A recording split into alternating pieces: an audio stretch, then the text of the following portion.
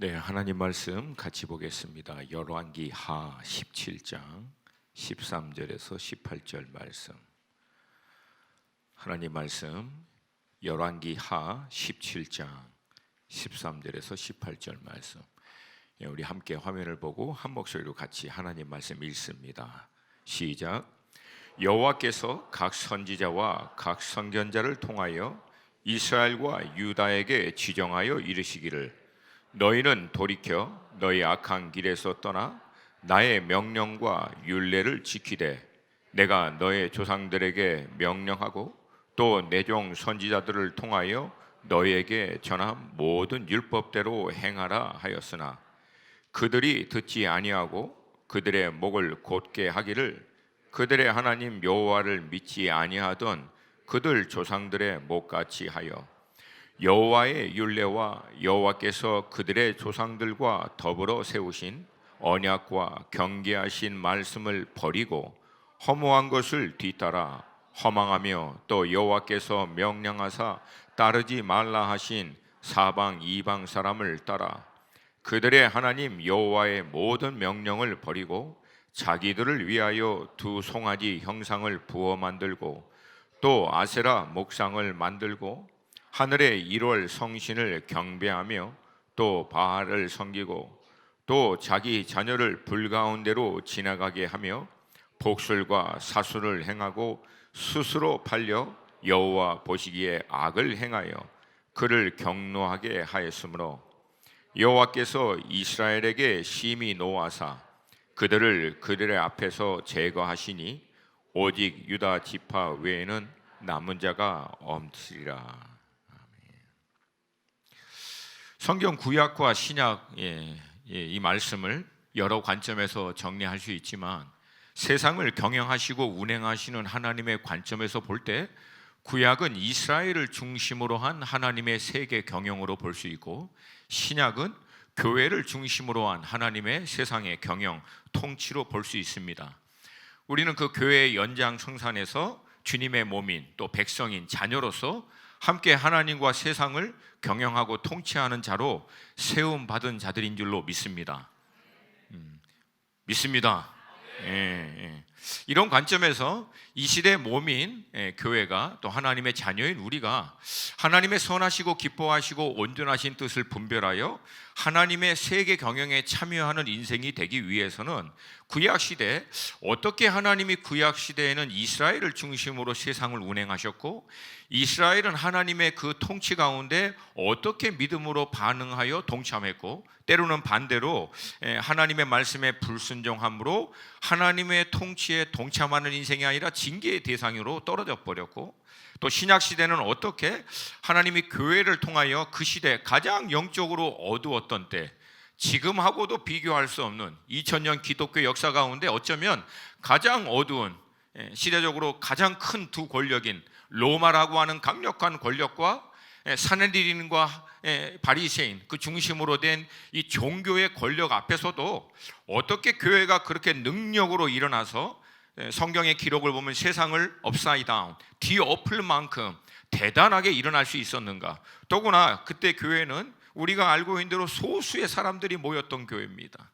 그럼에도 불구하고 그들이 하나님 앞에 놀랍게 쓰임받을 수 있었을까. 그 모습과 달리 지금 우리는 무엇을 놓쳐버리고 있는가. 근본적으로 이 온전한 회복을 위한 교회가 지금 해야 할 일은 무엇인가. 오늘 성령께서 우리에게 주시는 말씀 앞에 믿음으로 반응하기를 축복합니다. 여러분 사실 그것을 위해서 우리가 하나님 말씀 앞에 머물고 이 말씀을 주야로 묵상하고 말씀 앞에서 씨름하는 줄로 믿습니다. 여러분 말씀의 인포메이션, 날리지, 이펙트 이런 자료들을 머리에 많이 담아두는 게 신앙의 근본이 아닙니다. 이건 아무 의미 없어요. 여러분 결국은 말씀을 통해서 이 시대를 살고 있는 우리들에게도 여전히 말씀하시는 하나님의 음성 앞에 우리가 전인격적으로 영적으로 반응하고 결단하기 위해서 말씀 앞에 머물며 씨름하는 줄로 믿습니다. 오늘 본문 말씀을 이해하기 위해서는 먼저 가나안이라고 하는 땅을 이해해야 하는데 우리가 알고 있는 대로 각 시대마다 세상을 경영하고 통치하시는 하나님께서는 하나님의 그 일을 위해서 창세기 12장에 아브라함이라고 하는 한 사람을 하나님의 시대적인 부르심에 초청합니다. 아브라함은 정확하게 하나님이 구체적으로 자기 인생을 어디로 인도하실지는 모르지만 하나님을 신뢰함으로 말씀을 쫓아갔다라고 얘기합니다. 신앙은 말씀을 쫓아가는 거예요. 정확하게 모든 걸 다 알 수 없지만 매 순간마다 매 상황마다 우리에게 말씀하시는 하나님의 말씀 앞에 경청하여 듣고 믿음으로 반응함으로 말씀 앞에 믿음의 발걸음을 내딛는 것이 신앙의 핵심입니다. 결국 이 과정을 통해서 하나님은 아브라함을 하나님의 시대적인 경영 가운데 동참하도록 하십니다. 그리고 하나님과의 믿음의 여정을 시작하게 되는 거죠. 여러분, 이 시대에도 하나님이 경영하시는 원리는 똑같습니다. 하나님이 이 시대에 하나님의 놀라운 시대적인 경영을 이루기 위해서 행하시는 첫 번째 일은 사람을 하나님의 일에 동참할 수 있도록 초청하는 것입니다. 말씀을 통해서 기도하는 가운데, 찬양 가운데 하나님께서는 지금도 계속해서 당신의 백성들을 하나님의 경영에 초청하시고 우리는 믿음으로 그 말씀 앞에 반응함으로 동참하여 자기 인생을 통해서 하나님이 이루시는 시대적인 놀라운 일 가운데 쓰임받게 되는 줄로 믿습니다. 여러분, 이것을 영적인 돌파라고 얘기하고 영적인 확장이라고 얘기합니다. 우리 수원 하나 식구 모두에게는 이 영적인 확장과 돌파가 있기를 주님의 이름으로 축복합니다. 그렇게 하나님의 초청을 받아 믿음의 여정을 시작하는 어느 날 아브라함이 마음이 약간 좀 힘들었나 봐요. 하나님에게 다시 묻습니다. 하나님, 어떻게 이 가나안 땅을 저와 우리 후손들에게 하나님이 물려주실 것이냐? 다시 물으니까 하나님이 창세기 15장에 와서는 굉장히 독특한 언약식을 아브라함과 맺습니다. 우리 같이 한번 하나님 말씀 보겠습니다. 창세기 15장 8절부터 11절 함께 읽습니다. 시작. 그가 이르되 주 여호와여, 내가 이 땅을 소유로 받을 것을 무엇으로 알리까?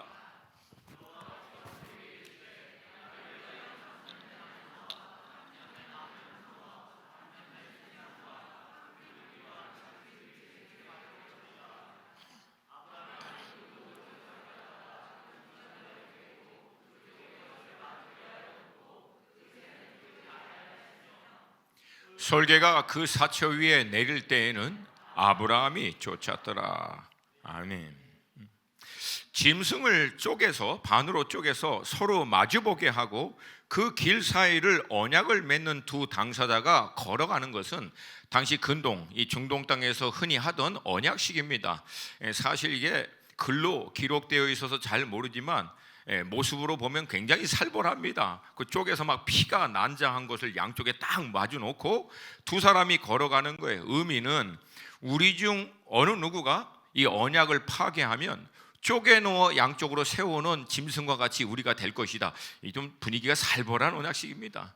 이 언약을 하고 난 다음에 하나님이 이어서 구체적으로 어떻게 언약하신 말씀대로 이 가나안 땅을 이스라엘 아브라함의 후손에게 줄 것인지를 상세하게 설명해 주십니다. 그게 13절과 14절 말씀이에요. 같이 보겠습니다. 시작. 여호와께서 아브라함에게 이르시되 너는 반드시 알라. 내 자손이 이방에서 계기되어 그들을 섬기겠고 그들은 400년 동안 내 자손을 괴롭게 하리니 그들이 섬기는 나라를 내가 징벌할지며 그 후에 내 자손이 큰 재물을 이끌고 나오리라.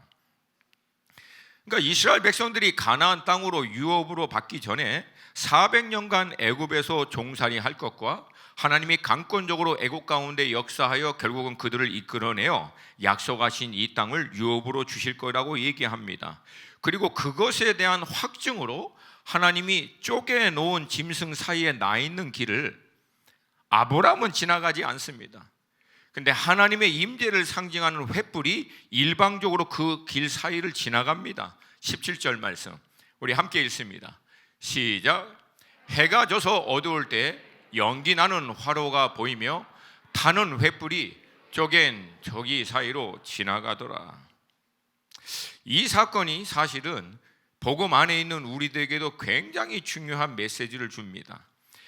정작 짐승을 쪼개 마주 놓고 이 언약식을 하지만 하나님은 이미 알았어요. 아브라함이 연약해서 몇 번이고 실수하고 넘어질 것을. 우리가 알고 있는 성경의 기록대로 보더라도 아브라함은 번복해서 실수를 합니다. 가나안 땅에 가뭄들자 애굽으로 그냥 내려가고, 거기서 하나님이 간섭해서 강권적으로 인도해 주시지 않으면 이미 언약 다 깨지는 상태입니다. 근데 하나님이 신실하게 그를 이끌어내시고, 또 오랫동안 하나님의 말씀을 지키지 신뢰하며 기다리지 못함으로 결국은 하갈, 사라의 종을 통해서 이스마엘을 낳게 되고, 그게 결국은 이삭과 이스마엘의 분쟁에까지 이어지는 일들이 일어나고, 지금도 이 문제가 사실은 중동의 어려움의 근간이 되는 사건이기도 합니다. 근데 하나님께서 아브라함의 이 연약함을 다 아셨어요. 그래서 아브라함의 연약함과 실수에 상관없이 하나님이 일방적으로 그 사이를 지나면서 스스로에게 이렇게 얘기하는 겁니다. 아브라함, 너의 어떠함에 상관없이 나 여호와의 신실함, 또 나의 언약으로 말미암아 내가 결국은 너와 맺은 이 언약을 지켜내겠다라고 하는 말씀입니다. 여러분, 이것이 우리에게도 그리스도 예수의 이 생명의 복음으로 말미암아 우리도 하나님과 언약식을 맺은 거거든요. 그래서 하나님은 우리의 아버지가 되고 우리는 하나님의 자녀로서 이제 하나님의 이 진리의 말씀을 쫓아 사는 백성답게 살 것이다라고 하는 것을 결정하여 예수를 믿고 구원받은 것인 줄로 믿습니다. 그럼에도 여러분, 우리가 그 과정 가운데 몇 번이고 넘어지고 실수할 거 하나님 이미 다 아세요. 아시고도 우리를 택하시고 핏값으로 자녀 삼아 주신 줄로 믿습니다. 그리고 우리의 연약함과 실수에 상관없이 우리가 계약을 파기만 안 하면, 물러달라고 하나님 앞에 요청하지만 않으면 하나님께서 그 약속하신 말씀대로 끝까지 우리를 구원하시고 인도해 주실 줄로 믿습니다. 할렐루야. 여러분, 이 소망이 있기 때문에 사도 바울은 로마서에서 그리스도 예수 안에 있는 하나님의 사랑에서 우리를 끊을 자가 없다라고 담대히 선포하는 거예요. 자기의 연약함과 부족함을 다 토로하고 난 다음에도, 그럼에도 하나님의 신실하심, 그분의 선하심으로 그분이 끝까지 우리를 붙드시고 인도해 줄 거니까 예수 안에서 우리는 결국은 다 구원받고 이 사랑의 은혜로 들어갈 것이다라고 선포한 것입니다. 여러분, 이 은혜가 우리 가운데 있는 줄로 믿습니다. 우리가 해야 될 것은 딱 하나예요. 물러달라고만 안 하면 돼. 나 이거 안 해, 이제 그리스도인 안 해, 그냥 파괴해버릴 거야. 이거만 안 하면, 포기만 안 하면, 멈추지만 않으면 이 사랑은 마지막까지 유효한 줄로 믿습니다. 그리고 이어서 하나님은 결국 이스라엘 백성들에게 가나안 땅을 하나님이 주시는 이유와 왜 지금 당장이 아니라 400년을 더 기다린 다음 주셔야 되는지를 설명을 하십니다. 그게 16절 말씀이에요. 같이 읽습니다. 16절 시작. 내 자손은 4대 만에 이 땅으로 돌아오리니 이는 아모리 족속의 죄악이 아직 가득 차지 아니함이더라 하시더라. 하나님이 가나안 땅을 이스라엘 백성들에게 주시는 이유는 가나안을 대표로 한 아모리 족속, 그러니까 가나안의 7 족속을 얘기합니다. 이 7 족속의 죄악 때문에 그렇습니다. 여러분, 이미 아브라함이 가나안 땅을 처음 들어갈 때부터 이미 가나안 땅은요 죄악으로 편만했던 땅입니다. 우상을 섬기고 7 족속이 서로 전쟁하면서 땅 더 뺏어 먹겠다고 죽이고 난리법석, 이거는 뭐 둘째치고 인신 제사에서부터 동성애, 음란, 모든 죄악이 이미 팽배하던 때입니다. 여러분, 그럼에도 불구하고 하나님은 그 땅을 당장 심판하지 않고 오늘 말씀을 보면 400년을 더, 왜? 이 목에까지 가득 차서 하나님이 정한 기준 이 끝에 찰 때까지 하나님을 인내하고 기다리시겠다는 말씀이에요. 그리고 결국은 하나님께서 그것을 계속 감수했으면서 찾아내십니다. 결국은 여러분, 하나님의 이 은혜도 불구하고 이 가나안 땅의 7 족속은 결국은 돌이키지 않고 400년이 지난 후 결국은 심판을 받게 됩니다. 400년 이후에 하나님은 모세를 통해서 애굽에서 이스라엘 백성들을 강권적으로 인도하여 내서 하나님의 약속의 땅으로 인도하십니다. 근데 이스라엘의 이 1세대들이 또 하나님 앞에 죄를 범함으로 믿지 않고 가나안 땅에 못 들어가겠다고 난리를 부리니까 1세대는 광야 40년을 헤매다가 결국 끝나고 이스라엘의 2세대가 요단강을 건너서 가나안 땅 들어갑니다. 유업을 약속했음에도 불구하고 유업을 들어가 믿음으로 취하는 사람들이 있고 세대가 있고, 믿음으로 반응하여 약속하신 유업을 진짜 믿음으로 취해내는 사람이 있습니다. 우리 수원 하나 식구들은 약속의 유업을 받기만 하고 믿음으로 취하지 못하는 그런 안타까운 인생 되지 않고 결국은 약속한 유업을 믿음으로 취하여 누리는 세대 되기를 주님의 이름으로 축복합니다. 여러분, 근데 이 얘기는 가나안의 7 족속이 죄악이 끝까지 찼음에도 불구하고 하나님이 보너스로 40년을 더 준 거하고 똑같은 얘기예요. 이미 그들은 죄악이 찼는데 이스라엘 백성의 1세대들이 헤매므로 말미암아 40년을 하나님이 더 주신 거예요. 근데 이 얘기는 곧 40년을 더 줬음에도 불구하고 가나안 땅은 결국은 주님께 돌아오지 않고 결국은 심판을 받게 되는 것이에요. 여러분, 우리가 오해하지 말 것은 하나님이 이스라엘 백성들을 가나안 땅으로 인도하기 위해서 가나안의 7 족속을 심판한 게 아닙니다. 이스라엘에 상관없이 가나안의 7 족속은 이미 그들의 죄가 찼기 때문에 하나님의 심판을 받는 거예요. 소돔과 고모라와 똑같이. 그리고 하나님은 그들을 제거하고 난 다음 이제 그 땅 가운데 언약인 백성인 이스라엘을 인도하여 그들과 함께 언약 가운데 제사장 나라로 삼아서 그들이 하나님께 영광과 경배를 드리면 그 민족 가운데 하나님의 축복과 은혜가 흘러감을 통해서 모든 민족이 그 이스라엘을 보고 이스라엘 믿는 하나님이 진짜 하나님인 것을 깨닫고 돌아오도록 하기 위한 통로로 하나님이 이스라엘을 인도하신 거예요. 아멘입니까? 여러분, 이것은 하나님의 주권입니다. 하나님이 대한민국 택할 수도 있고요, 일본 택할 수도 있고 중국도 택할 수 있어요. 그 한 민족을 택하여 그 민족만이 아니라 결국 그 민족을 통해서 모든 나라와 민족과 백성이 그 민족 가운데 역사하시는 하나님 앞에 돌아오도록 하기 위한 하나님의 주권적인 선택입니다. 아멘. 아멘. 근데 안타깝게도 이스라엘이 이 어마어마한 하나님의 능력, 이 은혜를 다 경험하고도 동일한 우상 숭배와 죄악을 행하다가 결국은 그 땅에서 쫓겨나 버립니다. 그리고 그 땅은 진짜 엉뚱한 아수르라고 하는 민족이 취하게 됩니다. 이게 오늘 본문의 배경이에요. 사랑하는 여러분, 모든 나라든 민족이든 어떤 족속이든 또 우리 개개인의 삶도 마찬가지로 우리를 향하신 하나님의 사랑, 오래 참으심, 긍휼은 한량이 없습니다. 이미 이스라엘 가나안 땅을 보더라도 이미 심판을 받아야 함에도 마지막까지 하나님이 참아주시는 거예요. 그 이후에 북왕국 이스라엘이 들어갔을 때 첫 번째 왕 여로보암에서부터 마지막 왕까지 전부 다 패역한 왕, 전부 다 우상 숭배하고 죄악을 범해도 이스라엘에도 마지막까지 하나님이 기회를 주신 거예요. 그렇게 참고 기다리시는 거예요. 여러분, 우리 인생에게도 마찬가지입니다. 끝까지 하나님은 참고 기다리신 줄로 믿습니다. 우리에게는 우리 생명의 시간이 이 땅에서 끝나는 날까지, 내일 끝난다면 오늘도 여전히 하나님은 은혜와 긍휼로 우리를 기다리고 계시는 줄로 믿습니다. 근데 여러분, 이런 하나님의 은혜와 이 긍휼 기다리심은 무작정은 절대 아니라는 거예요. 마지막까지 기다리긴 하지만 결국 때가 차면 이젠 돌이키려고 해도 돌이킬 수 없는 때가 온다는 거예요. 우리 인생에게도 마찬가지예요. 오늘 본문 13절을 보면 하나님이 선지자와 선교사를 통해서 이스라엘로 하여금 하나님 앞에 회개하고 돌아와 하나님이 그 민족을 위해서 원래 계획한 놀라운 회복과 축복과 은혜, 세상을 경영하고 다스리는 하나님의 축복의 통로로 제사장 나라로 쓰임 받도록 인도하기 위해서 얼마나 하나님이 그들에게 말씀하신지 모릅니다. 근데 여러분, 안타깝게도 그들은 결국은 돌이키질 않습니다. 여러분, 우리를 향한 하나님의 놀라운 축복은 예비되었음에도 불구하고 하나님의 이 놀라운 회복과 세상을 경영하신 하나님의 섭리 가운데 놀랍게 쓰임받을 수 있는 일은 그냥 막무가내로 주어지는 게 아니라 반드시 회개를 통과하는 자들에게 주어지는 하나님의 축복인 줄로 믿습니다.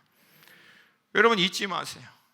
하나님은 절대 야 내가 없던 걸로 해줄게, 그냥 덮어줄게, 그냥 대충 넘어가자, 지금부터 잘하자. 하나님은 절대 그렇게 일을 행하시는 분이 아니십니다. 왜냐 하나님은 죄와 함께 할 수 없는 분이시기 때문에 그래요. 하나님의 놀라운 회복과 하나님의 부르심의 소명에 따라 쓰임 받기를 원하면 반드시 우리의 모든 삶의 문제들을 해결하고 돌이킬 때만 가능하다. 반드시 회개를 통과하는 자들에게만 하나님의 회복의 역사가 일어난다는 거예요. 근데 성경에서 얘기하는 진정한 회개는 무엇을 의미하는가? 사실 오늘 본문의 말씀의 핵심은 여기에 있습니다. 안타깝게도 오히려 이 시대를 살고 있는 우리 성도님들이 성경적 의미의 완전한 회개를 잘 모를 때가 참 많습니다. 그래서 나름대로 회개는 한다라고 생각하는데 회개의 열매를 맺는 온전한 회복과 역사를 경험하는 삶으로 들어가질 못하고 계속 반복하는 거예요. 근데 여러분 우리가 아는 대로 성경에서 얘기하는 회개는 죄송합니다, 다시는 안 그러겠습니다, 미안합니다, 이걸 여러분 성경은 회개라고 얘기하지 않습니다. 이 회개의 과정을 자세하게 설명하고 있는 것이 오늘 본문 13절과 14절인데 한 번만 더 읽겠습니다. 13절과 14절 시작. 여호와께서 각 선지자와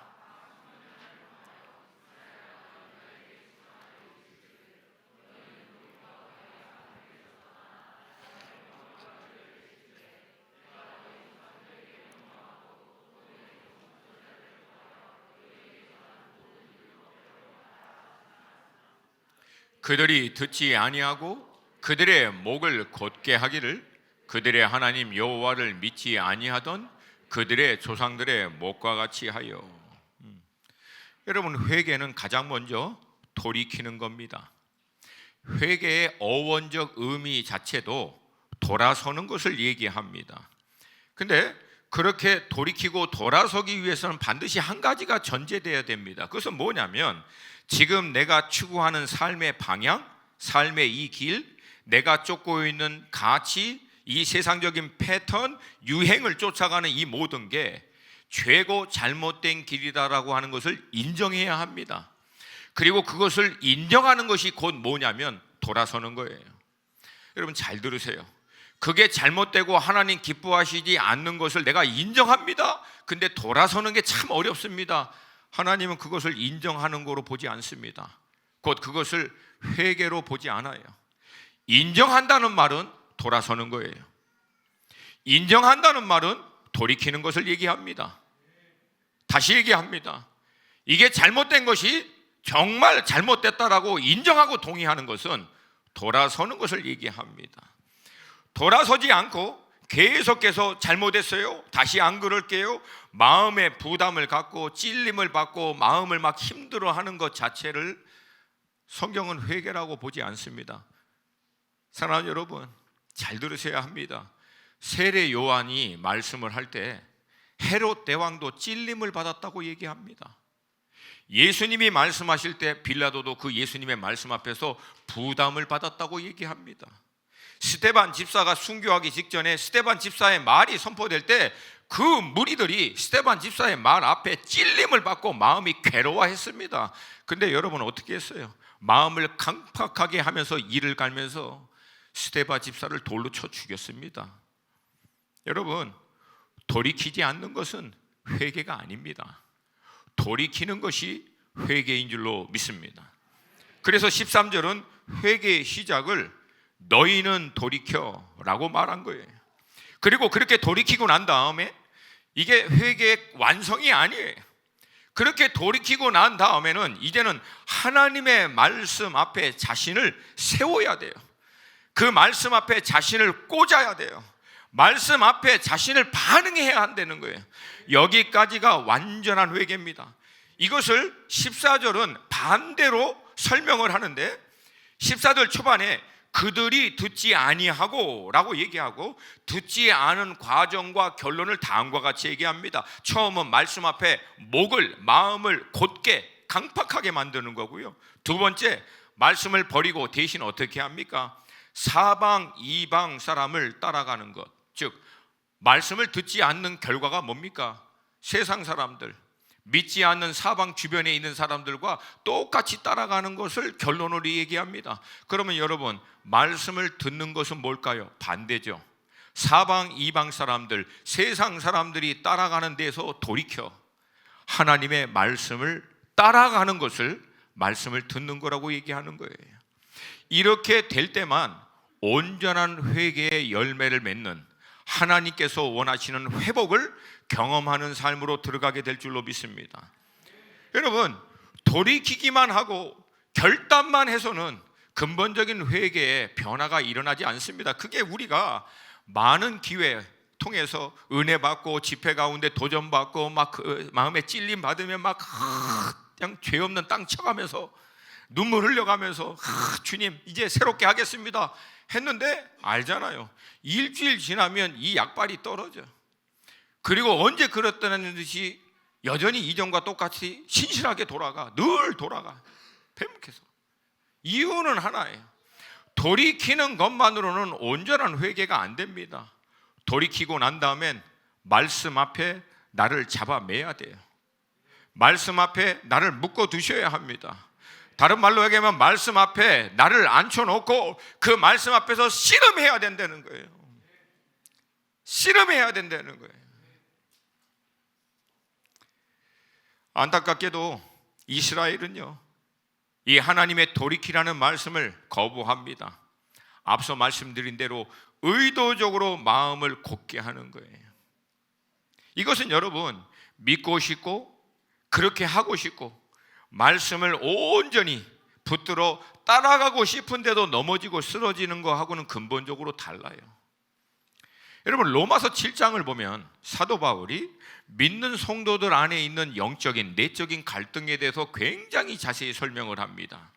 예수 그리스도를 믿고 거듭난 다음 자기의 속 사람은 하나님의 이 은혜의 법을 쫓아 살고자 하는 그런 열망, 갈망이 있는데, 동시에 자기 지체의 법, 이전의 세상의 풍속과 유행, 세상의 것들을 따라가는 데 익숙해져 있는 또 다른 법이 자기 안에서 자기를 계속 세상으로 끌고 가려고 하는 거예요. 이 두 가지가 내 안에서 막 갈등하고 싸우니까 나중에 사도 바울이 고백하는 거예요. 오호라, 나는 공고한 자로다. 이 사망의 몸에서 누가 나를 건져내랴. 여러분, 얼마나 힘들면, 이 갈등이 얼마나 심하면 이런 고백을 합니까? 근데 여러분, 우리가 알고 있는 대로 이 갈등과 이 어려움을 호소하다가 갑자기 사도 바울이 선포해요. 믿음으로. 그러므로 우리 주 예수 그리스도 안에, 우리 주 예수 그리스도로 말미암아 하나님께 감사하리로다. 막 방금 전에는 막 공고한 자로다 막 얘기해놓고, 방금 또 하나님께 감사합니다. 제정신이 아닌 것 같아. 왔다리 갔다리 막 헷갈릴 정도로. 그리고 난 다음에 놀라운 선포를 합니다. 우리가 자주 인용하는 말씀, 로마서 8장 1절과 2절 말씀, 우리 함께 읽습니다. 시작. 그러므로 이제 그리스도 예수 안에 있는 자에게 결코 정죄 없는, 이는 그리스도 예수 안에 있는 생명의 성령의 법이 죄와 사망의 법에서 너를 해방하였습니다. 할렐루야. 믿으십니까? 믿으십니까? 여러분, 사도 바울이 이 고백할 수 있는 이유는 뭔지 아세요? 세상에서부터 돌이켜 하나님의 말씀을 붙들고 있기 때문에 그래요. 그 말씀 앞에 자신을 꽂아놓고 있기 때문에 그래요. 그 말씀을 향해서 자기를 온전히 메어두고 있기 때문에 넘어져도 예수 안에, 쓰러져도 예수 안에, 실수해도 예수 그리스도 안에, 거기서 갈등하고 아파하고 몸부림치면서 어떻게 하든지 자신의 삶의 방향성을 예수와 그의 진리의 말씀 앞에 정해놓고 거기에 세워놓고 몸부림치고 있는 한, 이 예수 그리스도 안에 있는 생명의 법이 죄와 사망의 법에서 결국은 자기를 승리케 하여 주실 것이라고 하는 믿음의 담대함이 있는 거예요. 아멘입니까? 아멘입니까?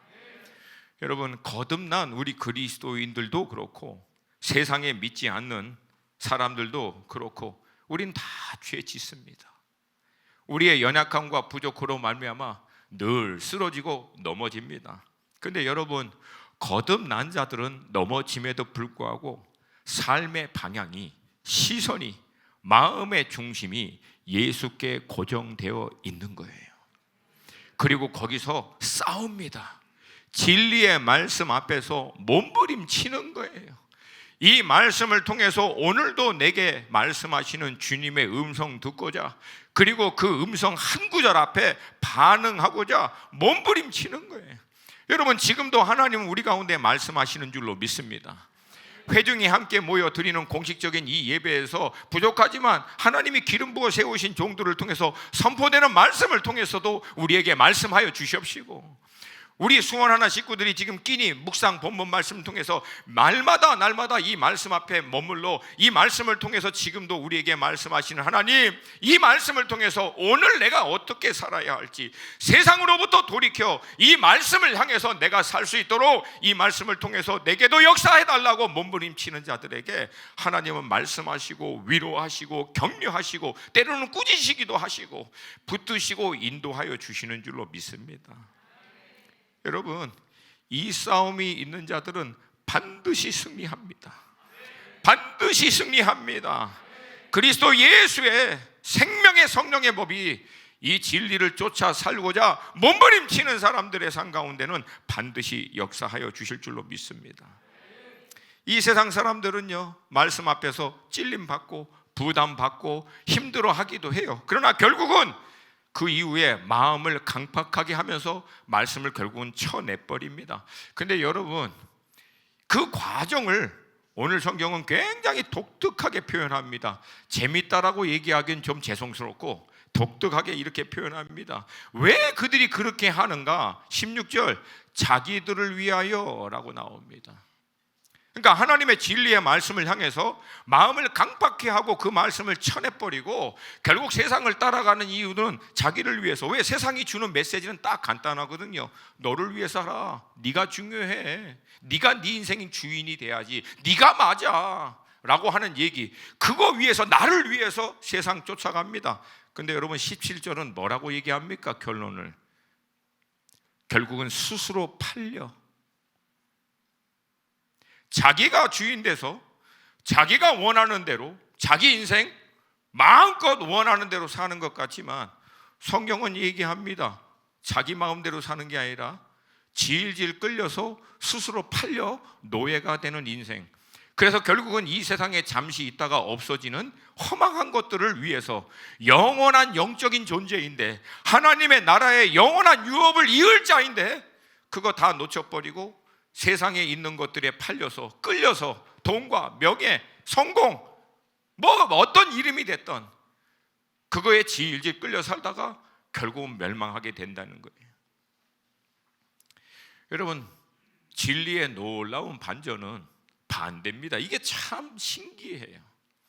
세상은 우리가 주인 되어 우리 마음대로 살라고 우리를 미혹해 놓고는요, 결국 우리를 질질 끌고 와서 멸망하는 인생으로 끌고 들어가 버립니다. 근데 복음은, 진리의 말씀은 우리 자신 부인하고 십자가 지라고 마치 도살장에 끌려가는 양같이 시작했다가도 결국은 어떻게 합니까? 진리가 우리를 자유케 함과 동시에 원래 하나님이 우리를 창조하시고 구원하신 목적에 따라 영원한 하나님의 나라를 유업으로 잇고 세상을 경영하고 통치하시는 하나님의 시대적인 부르심에 쓰임받는 인생들로 우리를 인도해 가십니다.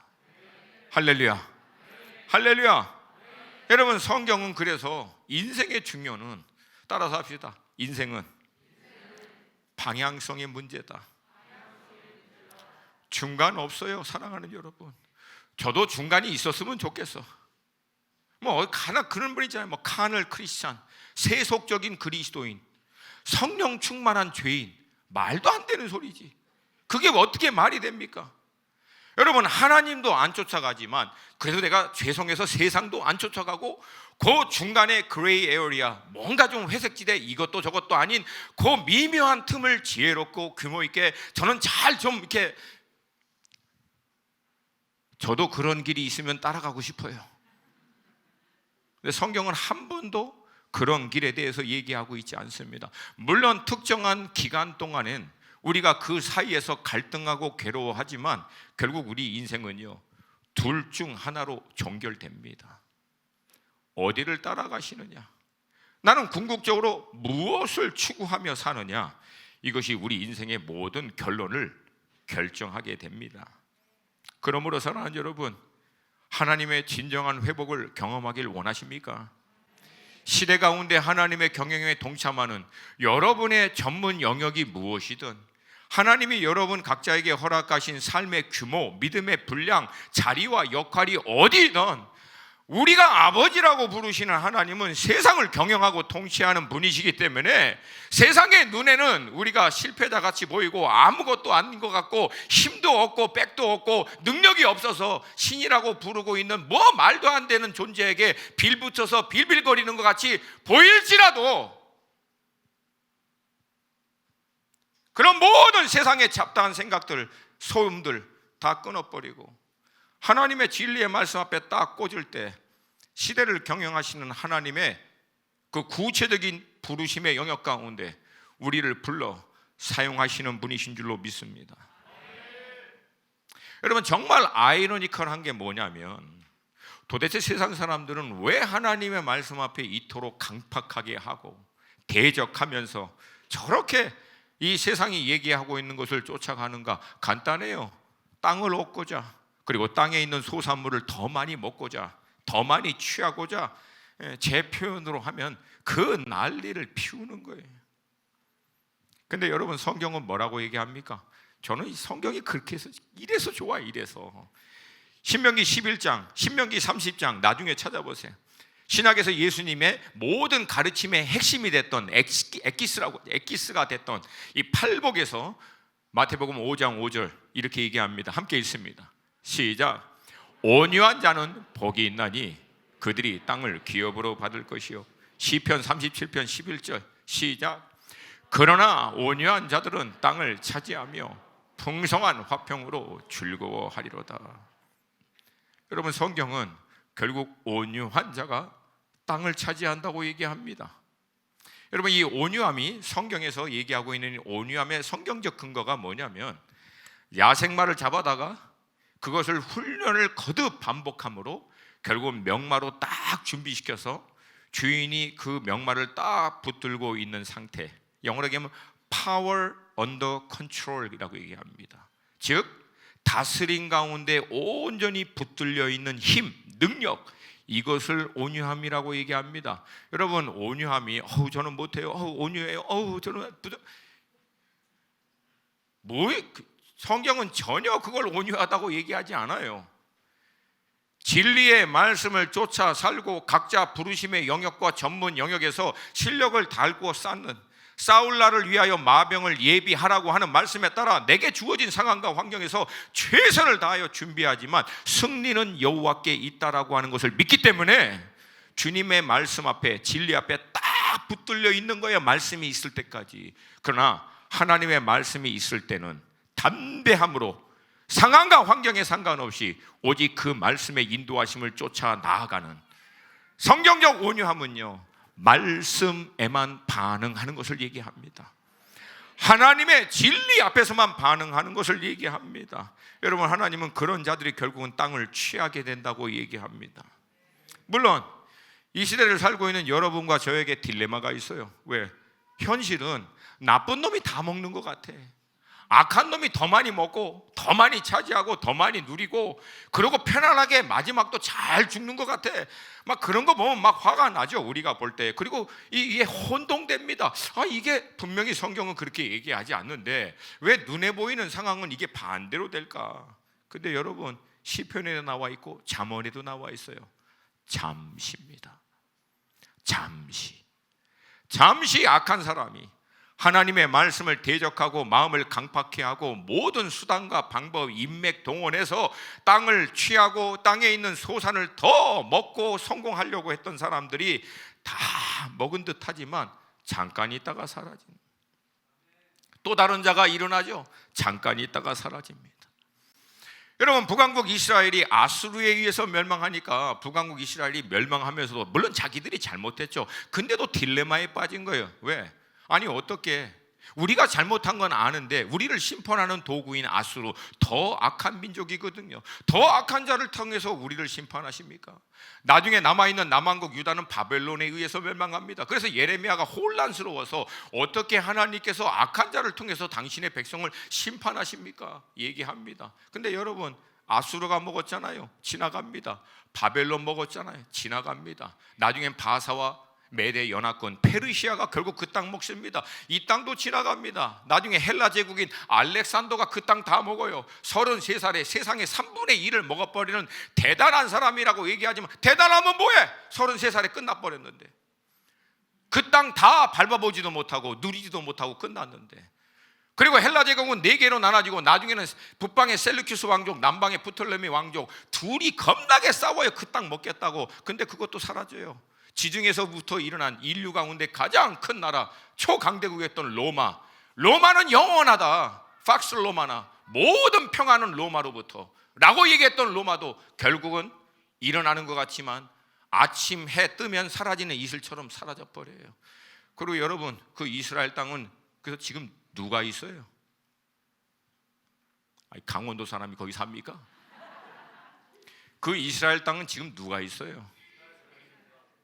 창세기 15장, 아브라함과 그의 후손 이스라엘의 연약함과 실수에 상관없이 나 여호와의 신실하심으로 내 이름을 두고 맹세한 나의 언약을 내가 지키겠다, 내가 이뤄내겠다 말씀대로 하나님 결국은 그 땅을 이스라엘에게 허락합니다.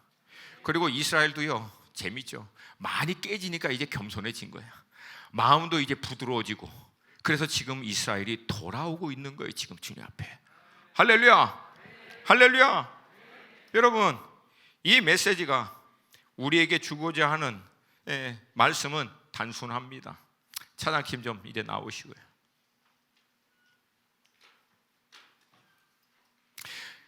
여러분, 앞으로 마지막 때가 가까우면 가까울수록 여러분이 두 가지 현상을 굉장히 두드러지게 이제 보게 될 겁니다. 그럼 뭐예요? 말씀하신 대로 의도적으로 하나님의 말씀을 향해서 강팍해하며 말씀을 조롱하고 멸시하고 하나님을 향해서 조롱하는 온갖 인간의 술수, 방법, 악한 계획들을 통해서 땅을 다 먹고 땅에 있는 소산을 다 취할 것 같은 나라와 민족, 개개인들이 계속해서 일어날 거예요. 그리고 그것이 거의 이제 꼭대기에 찰 때까지 이게 막 일어날 거예요. 근데 여러분, 그렇게 일어나다가 사라지고 일어나다가 사라지고 이게 계속해서 역사의 과거의 흐름과 똑같이 마지막에도 끝에까지 치달으면서 일어나게 될 거예요. 근데 여러분, 그들은 전부 다 그렇게 바다의 파도와 같이 거품과 같이 일어났다가 때가 되면 잔잔하게 아침 이슬처럼 마치 영화의 단역 배우같이 반짝하다가 사라져버리고 아무도 그 이름을 기억하지 못하는 나라와 민족과 인생으로 다 사라질 거예요. 근데 그 난리 한복판에 하나님의 두 눈은 땅을 두루 감찰하사 자기의 마음과 생각, 삶을 세상으로부터 돌이켜 진리의 말씀 앞에 꽂아 주님 말씀하시면 주님 말씀 앞에서만 반응하고 나아가겠습니다. 말씀해 주시옵소서. 주님 말씀해 주시옵소서. 내 인생을 향한 주님의 계획과 뜻은 무엇입니까? 세상을 경영하고 통치하고 다스리시는 하나님의 시대적인 부르심 앞에 나는 어떻게 준비하여 쓰임받아야 합니까? 주님, 내게도 오셔서 말씀하여 주시옵소서. 그런 개개인, 그런 공동체, 그런 나라와 민족을 통해서 하나님은 여전히 이 세상을 경영하고 통치하시는 분이 하나님이신 것을 나타내시고 증거하실 줄로 믿습니다. 그런 하나님의 사람들을 하나님은 택하시고 불러서 하나님의 시대적인 경영 가운데 동참하게 함으로 세상을 진동시킬 거예요. 그게 여러분 2000년 기독교 역사 가운데 있었던 부흥의 사건들입니다. 놀라운 하나님의 반전들을 하나님은 행하실 줄로 믿습니다. 마지막 때의 두 가지의 그림은 저는 너무나 분명해요. 여러분, 마지막 때가 가까우면 가까울수록 악은, 죄악은 꼭대기까지 찰 거예요. 도대체 하나님이 계신가? 하나님이 역사하는 게 맞는가? 의심이 들 만큼 나라와 민족과 개인들이 온갖 악과 조롱과 멸시로 하나님을 대적하면서 일어날 거예요. 그래서 주님이 오셔서 심판할 수밖에 없는 거예요. 근데 여러분, 또 하나의 사건은 뭐냐면 그 한복판에서 예수께 꽂아 말씀 앞에 반응하는 하나님의 어마어마한 사람들이 일어날 거예요. 교회들이 일어날 겁니다. 그리고 그들 가운데 하나님이 놀랍게 역사하셔서 구약에서 예언한 말씀처럼 씨를 뿌리는 자와 추수하는 자가 함께 가요. 왜? 속도가 어마어마하게 빠르니까. 인자가 도적과 같이 오리라. 뭐야? 아무도 인자가 올 것을 예상하지 못할 만큼 마지막 때 하나님의 추수와 역사는 순식간에 일어난다는 거예요.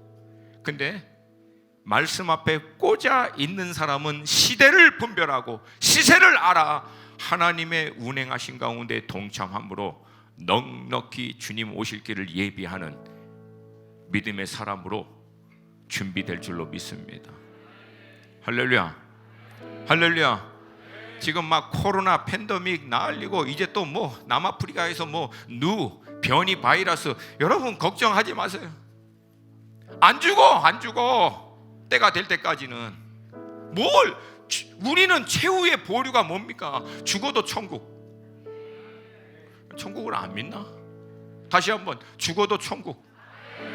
조금 아쉬울 뿐이지 절망은 아니라는 거예요. 믿음의 사람에게는. 왜? 천국이 있기 때문에. 영원한 하나님의 나라가 유업이 있기 때문에. 여러분, 저는 믿음이 부족하지만 제 안에 있는 확신은 한 가지가 있습니다. 내 인생을 향한 하나님의 계획과 뜻이 온전히 이루어질 때까지는 안 죽는다. 반드시 하나님께서 이루시고 인도하여 주실 거라는 거예요.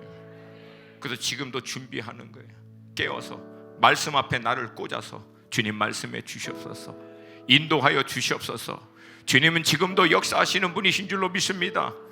여러분, 그냥 단순히 가정주부라기 때문에 바쁘다가 빨래하다가 인생 끝나는 게 아니고, 여러분의 전문 영역이 세상 사람들의 기준에 비해서 아무리 가치 없고 보잘것없고 작은 것이라고 해서 내 인생 고만고만하게 끝난다라고 생각하지 마세요. 왜? 우리 하나님은 세상을 경영하는 분이에요. 통치하고 다스리는 분이세요. 세상 사람들이 얘기하고 있는 그들의 가치의 기준에 볼 때 우리 인생이 어떠하던가 그거에 여러분 흔들리지 마시고 말씀 앞에 꽂으세요. 집중하세요. 하나님 말씀해 주시옵소서. 믿음으로 반응하겠습니다. 골방 안에서 세상을 경영하신 하나님과 열방과 민족을 경영하고, 비록 내가 작은 사업처를 하지만 여기 안에서도 하나님이 광야에서 길을 내시고 사막에서도 꽃을 피게 하신 하나님, 이곳에도 하나님의 나라가 임하고 나를 통해서 한 사람이 주님 앞에 돌아올 수 있도록 주님 특복의 통로로 나를 사용하여 주시옵소서. 그 하나가 나중에 1000을 감당하고 100을 감당하는 하나님의 놀라운 경륜에 쓰임받을지 우리 인생은 다 가늠하고 예측할 수 없는 거예요. 그러나 한 가지 분명한 것은 전능의 하나님이 결국은 이루신다는, 여러분 그 믿음으로 담대하시기를 축복합니다. 제가 그냥 마음 같아서는 우리 성도님들 다 세워서 화이팅 한 100번 좀 시켰으면 좋겠어. 다들 주눅 들어가지고 도대체 왜 그렇게 주눅 들어요? 뭐가 그렇게 무서워? 뭐가 그렇게 근심과 걱정이 많아요? 우리 하나님 돌아가셨습니까? 하나님 뭐 피곤하셔갖고 뭐 누워 계세요? 지금 제가 믿기로는 우리 하나님 지금도 시퍼렇게 펄펄 뛰고 계시는 분이신 줄로 믿습니다. 중동 어마어마한 부흥, 1400년 동안 돌아오지 않는 이 나라가 복음 앞에서 어마어마하게 돌아오고 있어요. 여러분, 남미, 브라질, 아르헨티나 어마어마하게 돌아오고 있습니다. 여러분, 하나님은 지금도 역사하십니다. 하나님은 지금도 통치하십니다. 여러분에게 허락하신 믿음의 자리에서 말씀 앞에 꽂아 반응하세요. 하나님 말씀 임합니다. 하나님 말씀이 임해요. 제 인생의 믿음의 삶의 관점을 완전히 180도 바꿨던 말씀, 그냥 제가 읽어드릴게요. 디베르 황제가 통치한 지 15해, 곧 본디오 빌라도가 유대의 총독으로, 헤롯이 갈릴리의 분봉왕으로, 그 동생 빌립이 이두레와 드라고니 지방의 분봉왕으로, 루사니아가 아빌레네의 분방으로, 안나스가 가야바가 대제사장으로 있을 때 하나님의 말씀이 빈들에서 사가랴의 아들 요한에게 임한지라.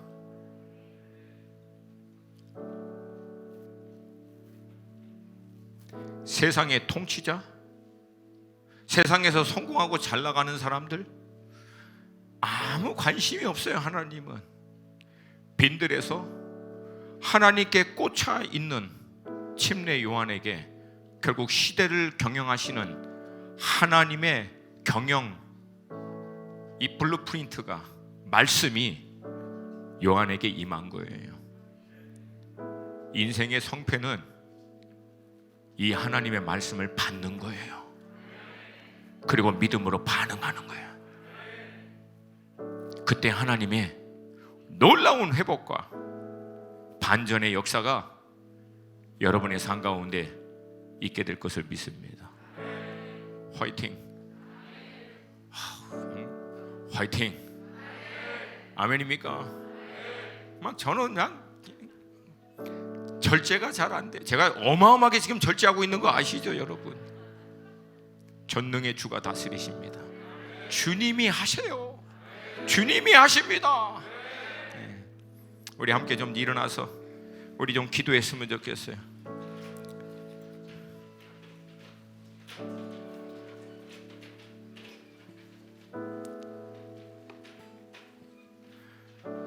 여러분, 우리 고 목사님은 인격적이고 굉장히 논리적이고 깊은 말씀으로 끌어내는 분이지만 저는 장돌배기 스타일입니다.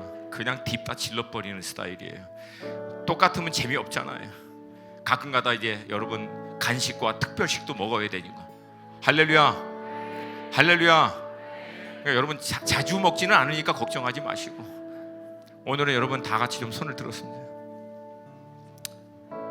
우리 기도 한 2, 3분만 딱 기도할게요.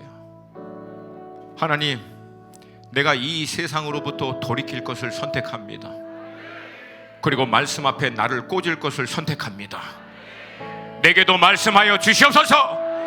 내게도 임하여 주시옵소서. 시대를 경영하시는 하나님의 경영하는 가운데 동참하는 인생 되기를 원합니다. 내 영혼아 깨어날지어다. 내 속에 있는 모든 것들은 하나님 앞에 반응할지어다. 우리 주님의 이름 한번 부르고 2, 3분이지만 전심으로 기도합니다. 주여!